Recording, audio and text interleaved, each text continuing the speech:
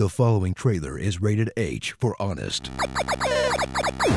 In a year stacked high with excellent games that demand your attention, get ready for the FPS MMO hybrid that will tear you away from them all and suck up your free time like a vampire that eats social lives.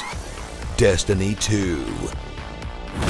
After an initial title that took years to figure out what it wanted to be, discover a sequel that really doesn't want to screw that up, as Destiny 2 dishes out the usual 3 character classes and has you fighting all the same bad guys from the first game in an experience that would definitely feel like an expansion pack if they hadn't booted your ass back to level 1 at the start.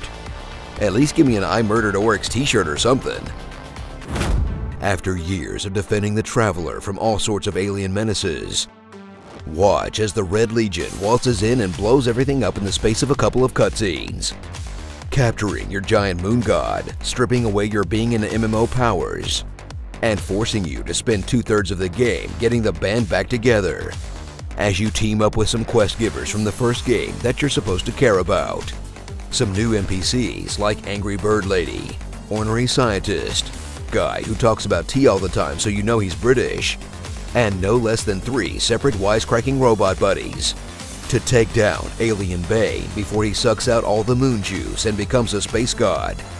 In a storyline that's totally satisfying, but you'll forget about entirely like 5 minutes after you finish it, in the video game equivalent of eating a giant bag of Cheetos. Blast through the enormous pile of content strewn across the maps of Destiny 2, as Bungie clearly takes the complaints from the previous game to heart and lets you grind light in your own way, from quests, challenges, and adventures with their own microplots, to more exploratory content like patrols, treasure maps, finding chests, and lost sectors, strikes and public quests that pop off constantly for the more cooperatively minded, and the Crucible for the competitive, where they turn off all the RPG stats and it pretty much turns into Halo. Then run smack into the progression caps and realize you'll actually have to, talk to people as you group up for the actually difficult Nightfall strikes and prepare for the raids, where you put together everything you've learned and after hours of white-knuckled action, conquer the greatest challenge Destiny 2 has to offer and finally receive more gear to play Destiny with?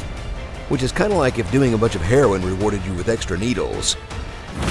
Wield the cosmic power of the Traveler once again, but different this time, as you throw fiery blades from the air, vaporize enemies with your sweet bow staff skills, and become Captain America.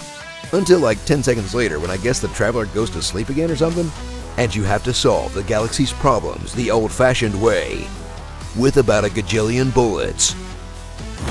Bask in the hottest addition to the Destiny formula yet, microtransactions, as Destiny 2 ropes off most of the cosmetic stuff behind blind boxes, as well as ghosts, sparrows, and gun mods, then drips out just enough for free to keep you tantalized, in the hopes that you'll give them a bunch of real-world dollars for a chance at that stupid neon ramen emote, and puts a premium on customization, limiting the uses on shaders, and making you really work to color coordinate your outfit. Ew, really? That pulse rifle color is so last year. So grab the Gjallarhorn and get ready to grind to 280 light all over again, because despite all the issues, the actual shooting in Destiny is better than it ever was. And at the end of the day, maybe that's all that matters. Starring Darth Powder, Ikora the Explorer. Please, no more. At least it's not a bored Peter Dinklage. Remember the Titans, Earl Grey, Rick, Bad GLaDOS, Gears of Warhammer 40k, a giant hemorrhoid in power armor, and players like you. Destiny's Child. Yeah, I know they added a lot of important stuff to Destiny 2, but for me, the best part is where they made it Rocket League.